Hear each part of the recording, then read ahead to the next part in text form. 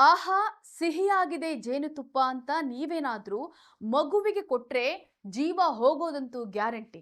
ಅರೆ, ನೈಸರ್ಗಿಕವಾಗಿ ಸಿಗುವಂತಹ ಜೇನುತುಪ್ಪ ತಿಂದ್ರೆ ಅಪಾಯ ಹೇಗಾಗುತ್ತೆ ಅಂತ ನೀವೇನಾದ್ರೂ ಆಲೋಚನೆ ಮಾಡ್ತಾ ಇದ್ರೆ ನಾನು ಹೇಳ್ತೀನಿ ಕೇಳಿ.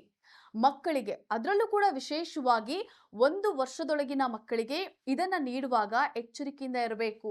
ಈ ಜೇನುತುಪ್ಪ ಕೆಲವೊಮ್ಮೆ ಕ್ಲೋಸ್ಟ್ರಿಡಿಯಂ ಬೊಟುಲಿನಮ್ ಅನ್ನುವಂತಹ ಬ್ಯಾಕ್ಟೀರಿಯಾದ ಬೀಜಕಗಳನ್ನು ಹೊಂದಿರುತ್ತದೆ.